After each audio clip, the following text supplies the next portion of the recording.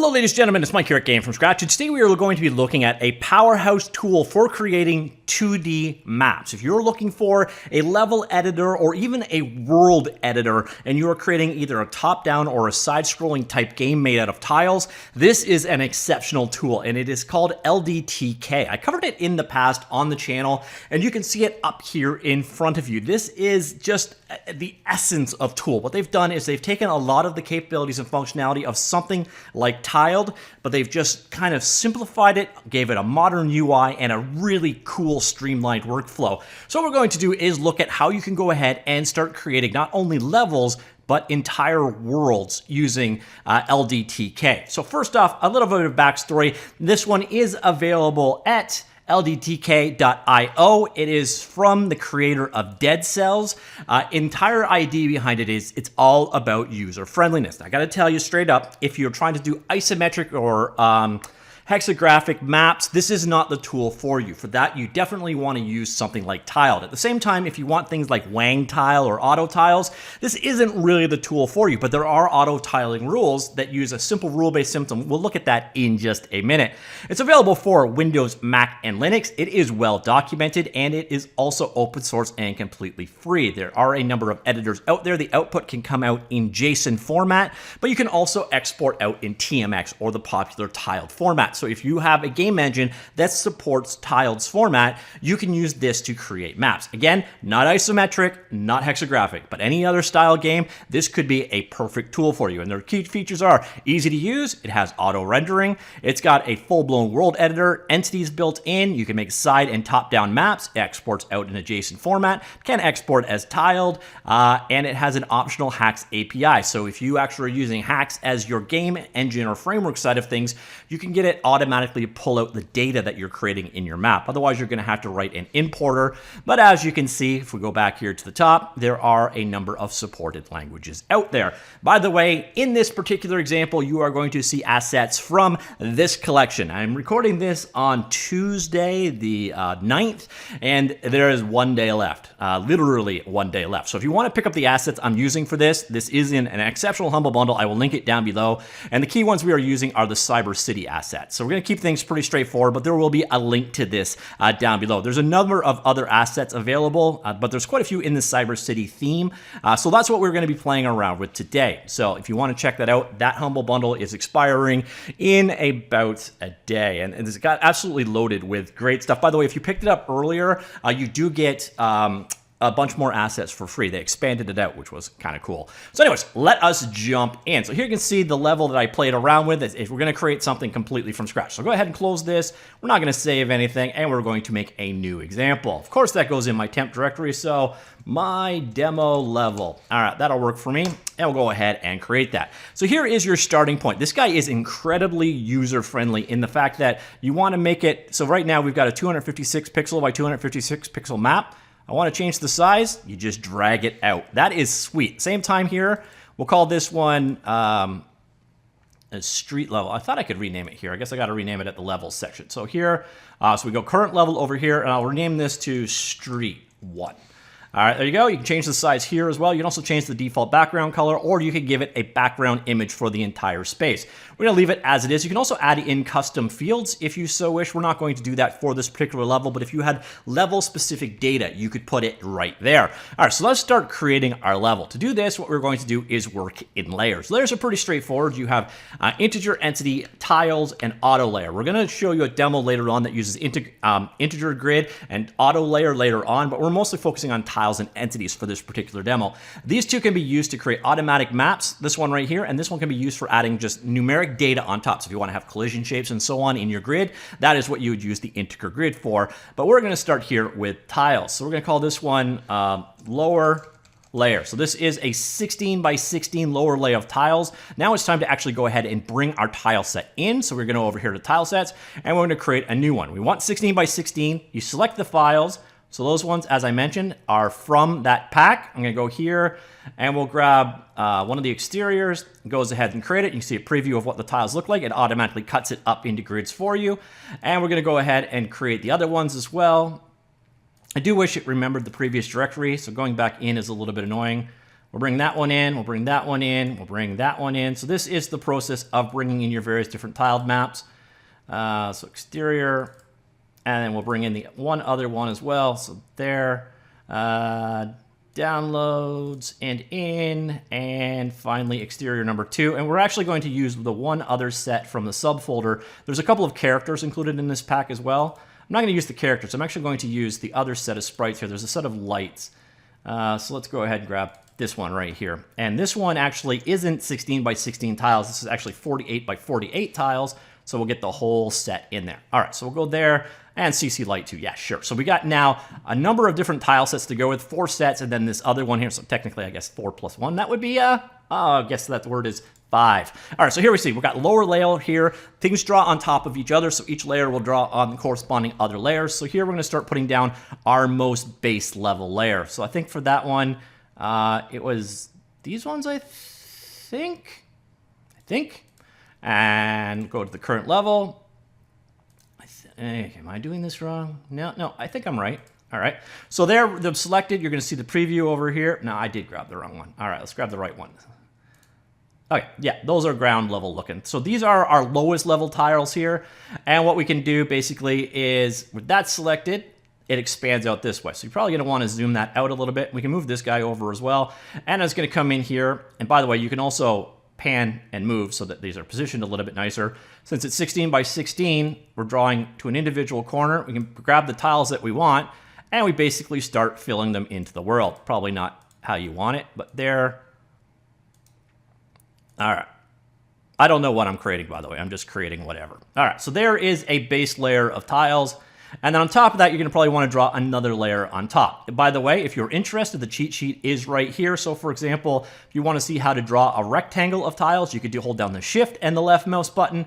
You can zoom in. You can do a shift double click to do a tile fill. So for example, if I wanted all of the rest of these tiles to be, say, this block of tiles right here, I could do a shift double click and it will fill in that space. Or I could do a left click, shift drag, and it will populate that area. Very clean and streamlined tool. So there is our bottom layer of ugliness.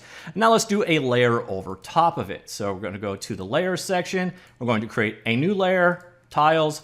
We'll call this mid layer, like so. We will select the default tile set for that. I should have named these because I have no memory of what each one of these particularly was. So you can see it is layered over top of the other one. We can grab the handle at any time and reorg them, by the way. But mid layer will obviously be drawn over lower layer because it is on top of lower label. So now we're here. We can go here. We can go to the mid layer like so. I picked the wrong one. All right, so let's go back to that layer. Layers, mid layer. And let's go to, I don't know, exteriors B. Okay, that's, I think, the right tile set. All right, here we go. So now we got a collection of other tiles we can use to go over top of this selection of tiles. Once again, you can zoom in and out, and you can pan and move where these are. This is basically a palette of tiles. So let's say we want to have some air conditioner vents over top, and we can start putting them in place like so.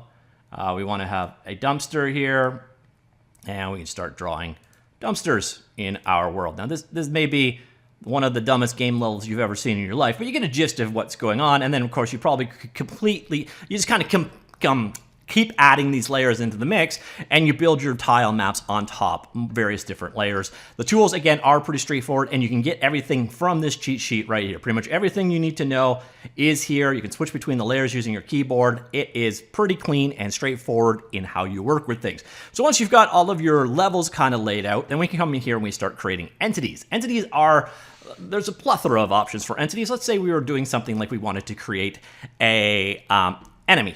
So this is how we're going to find enemies in our world. We're going to create a new layer called enemies. Enemies should probably be what, bright red? Sure. Okay, so this is a 16 by 16 tile drawn on the map. It's type enemies, and what we can do is go ahead and add some values for that enemy. So we could say, let's go here. We're going to give the enemy a name. We do another type value here, float, and we'll say hit points. So this is how you could define data in your world. You'll notice here you can give default values. So for example, 42, you can say this is mandatory or not mandatory. You can say how to show it in the editor as it's shown and so on. So for example, I want it to show up. I say values only. So the hit points are going to show up above the entity when we draw it. All right, so there is a very simple entity. We can even go one step further and do something really cool. And I'll show you that right now. We'll go ahead and add a new field of type point. like so. And we'll call this the player patrol path. And what we're going to do is display an entity show point. Okay, always show. All right. Oh, did I do that? Oh, sorry. I don't want to do that. I don't want to do a point. I want to do an array of point. There we go. And we'll call this patrol path once again. And this can be anywhere from 1 item to 42. And we'll show it as a path of points. So you can get an idea of the capabilities of this particular engine from this functionality right there. So we just created a new entity of type enemies that we can add into the world. So let's go ahead, we'll add a new layer here. So we'll go to the layers category, add a new one in, and this is a layer of entities. So we'll call it, entities. This is just things in your world. You could use tags and so on. You can change the opacity of how things are gonna show up. So let's do that. We're actually we'll wind down the opacity a little bit so it's see-through, like you can see. All right, so this is how I could define characters in the world. So let's go close that out and let's make a spawn point for our enemy. There we go. You can see it's got a mandatory requirement that the patrol path is defined. I also can name it up here. So this is Bob. Bob's a prick. And where's Bob going to go? All right, well, we're going to define the plus and we're going to define his patrol path. So there is where Bob goes in the game. So this isn't just for placing maps. You can actually use this guy to create game logic, so on and so forth. There we go. All right, so let's close that up. There is the patrol path of our entity. You can see it in action right there. There is our entity as it's defined. Now we can actually do some even cooler stuff with our entity, is we could have gone into this enums category and we can create enums. Enums are kind of like an array where you can only pick one value. And we'll call this one, I don't know, lights, because it's the one we've got going on right now. Remember, I grabbed that lights tile set over there before, and now we can start adding values in. So we got blue light, I'll call that one blue. So you could do this for, say, like an inventory item for your system. And then we got pink, and then we got green. All right, so there you go. We now have a toggleable entity that we could put in the world as well. Sorry, an enum that we can put in the world as well. We could go ahead, we could add this as a type to our existing enemies entity. So we could give them, like maybe it was equipment and they had swords and so on. But what we're going to do instead is create a new entity here called dynamic lights. All right, that's good. All right, this one here, you can say how it's defined and so on and so forth. But what I want to do is apply a field to it of type enum. We'll pick an existing one of lights. How to show it? We're going to replace the entity tile. All right, there we go. So now we can add lights into the world. So we have our new entity defined. We'll add a dynamic light. We'll put it right there. And then as soon as I pick the value, boom, there it is. So you can use, there's a real nice combination of tool sets available here for crafting your own game here. You can see how most of the game logic you would need to do, from paths to inventory items to characters with dynamic values and so on, can all be defined here, and those can all be exported out. And the cool thing is, again, if you are using the HAX programming language, all of these values that you're providing, all these entities you're creating, these relationships, these hierarchies, they come out the other end as HAX code. You basically can just start using them as player or map.dynamic lights so on. It's really a cool approach. And again, you want to resize things, literally drag and drop down the level. Now, another really cool thing we've got going on here is I've got one level here so far, but you're probably going to have a world with a number of different levels, or what it might have is a door here that goes into another world. Well, we also have this guy right here. This is your world setting. You've got a couple of different options here. We're in a 2D free map where I can put, if I got disconnected maps, I could do them that way. But if I was making a Metrovania grid style game, I could do so. A horizontal or vertical game where they go back to back to back, such as a shmup kind of, or a side-scrolling platform game, we can create games that way. I'm going to stick with the freestyle 2D map right here. And now what I could do is just go here and I'll create a new level. So we can create all of our various different levels together here, and we can jump between them this way. So if I want to edit that level, I can do so. If I want to edit this level, I can come in and do so. Basically, your world, see how it unfocuses the one that isn't currently available. And yeah, you can start creating these detailed world maps. And you can actually go one step further with like that Gridvania side of thing and have all of the various different links when you travel back and forth between multiple different locations. You can have them all defined, all on this nice grid. So I can keep adding new levels into my world. I can organize them however the heck I wish, like so. And keep in mind, each one of these levels can have its own properties and its own fields. We can add in all of the same stuff before. So if you had like average temperature or something different, or the speed change per level or whatever. You can define those and have them switch between each one. So it allows you to actually create worlds built out of levels, built out of layers that contain entities and potentially enums. Now, I don't have a ton of time left to show you how auto tiles will work. It's actually kind of a complicated subject on its whole. So what I'm going to do is leave here, go to the samples, and show you here we have auto layers, advanced, and I'll open that up. And what you're seeing here, this is an auto layer setup. This is the same kind of concept, but you're seeing here, it's an int grid layer of things instead of being layer of tile maps. Now you're still using tile maps. So if I come over here, well, look, the tile sets, there is a tile set, one that is defined. And then for each one of those, if I go back over here to you'll see, I can grab the int layer, close that down. Over here, it says rules. And what this is doing, this is the rule editor. This is instead of Wang tiles or whatever. The way that this does it is basically, it's defining how things grow relative to each other. So here we've got the water tiles as they're defined, and I can expand it out. And here we've got a number of different rules for how water are being drawn. Now you're seeing, as I'm mousing over, you're seeing tiles of that particular example. So here is a tile with water frothing on the top. It's got a specific set of rules going on. Here is for the top level ones that are coming down. You can see they're in action right there. Well, this rule shows that there can't be water tiles like this above or to the left of it. So that means that it can only draw this way, and these quick sets of rules, and you can define which tiles are available there, go together to create the map. So the cool thing here is once you've done that, and you've set up your various different rules for all of your various different tiles, like you see here, they've set it for the lava, the props, the ladders, the vegetation, and so on. And once again, you're noticing as I am selecting things, it's automatically showing up. Well, this works like auto tiles in other systems. So for example, if I come back here, so instead of drawing with individual tiles, what I want to say is I want to draw water. And I can come in here and I can add water to the middle of this level. So you see how it's smart enough to know what to put below it, but then when I have this water meets other water, oh, there's a special tile for that as well. And I can drop this down into that waterfall. And then when that waterfall hit other water, you get the splash tile and so on. We'll say, okay, no, wait a minute, I want to do lava instead.